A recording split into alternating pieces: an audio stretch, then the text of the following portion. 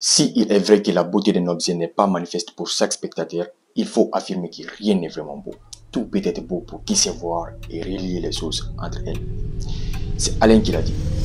Je sais que ce n'est pas le sujet de cette vidéo, mais j'essaie juste de te dire à quel point ta perception crée ta réalité. La perception, c'est l'image que nous avons du monde. Elle est le reflet des personnes que nous avons connues, de l'expérience que nous avons connue dans le passé, de l'information reçue. Tout ça réuni nous permet de donner un jugement aux faits que nous voyons. Mais sauf que, il arrive des fois que cette perception soit biaisée par suite de l'information reçue, soit du jugement que nous avons reçu. Et ce qui est important dans tout ça, c'est de voir la réalité telle qu'elle est. Mais aujourd'hui, la mauvaise nouvelle est que la réalité, nous ne la voyons pas comme elle est. Nous la voyons sous l'effet de notre perception. Et comme je l'ai dit, notre perception, ça peut être parfois biaisé, soit par le jugement que nous en faisons de notre expérience. Et pour ça, je vais non seulement partager avec toi aujourd'hui 3 étapes auxquelles tu devrais suivre pour entraîner ta perception. La première étape pour entraîner sa perception est de commencer à interpréter sans juger. C'est ce qui ça peut paraître un exercice très difficile, mais croyez-moi, ça peut changer votre façon de voir le monde. Le jugement qu'on fait sur les choses, on se réfère de notre expérience, des informations reçues et souvent de notre expérience personnelle que nous en faisons sur les choses.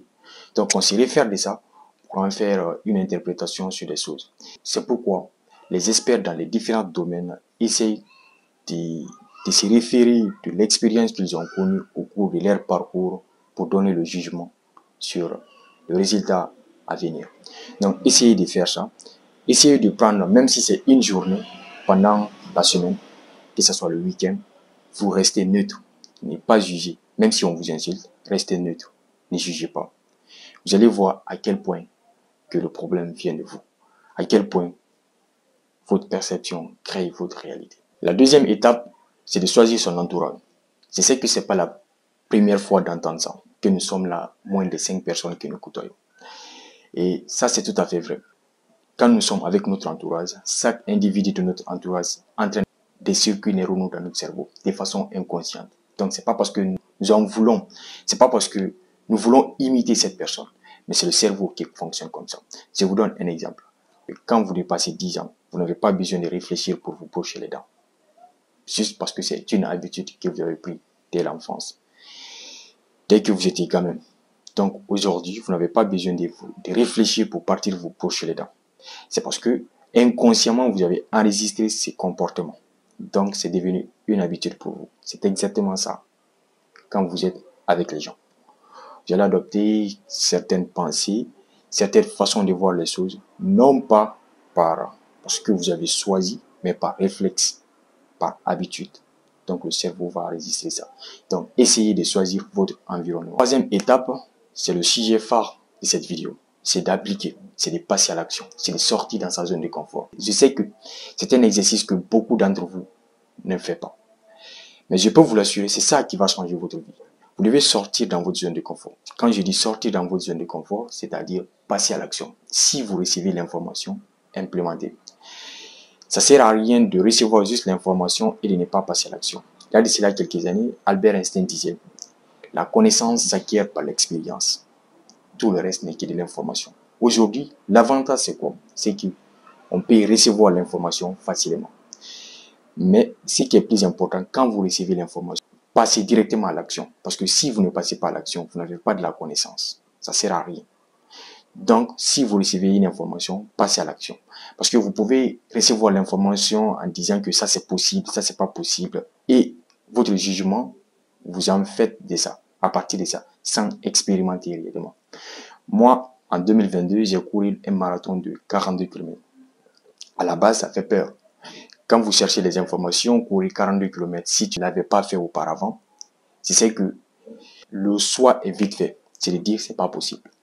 Mais reçois l'information, passe à l'action, tu en fais ton propre jugement.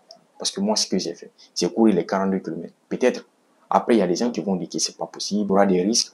Mais toi, il faut passer à l'action. Parce que quand tu passes à l'action, tu auras une autre perception de ce que disent les gens. Ça, c'est tout à fait différent. Donc le problème est que vous ne passez pas à l'action. Passez à l'action.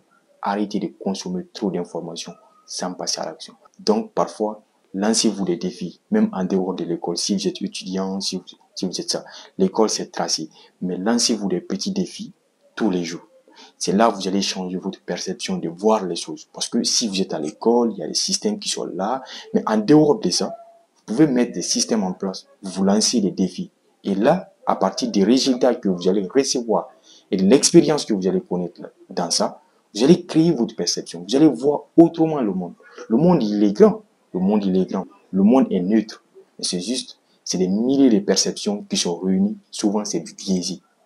Donc, le plus important, c'est de passer à l'action et faire des expériences. C'est hyper important. Donc, c'est la fin de cette vidéo. N'hésitez pas à t'abonner pour recevoir d'autres contenus. Et voilà, on est ensemble et surtout, never give up.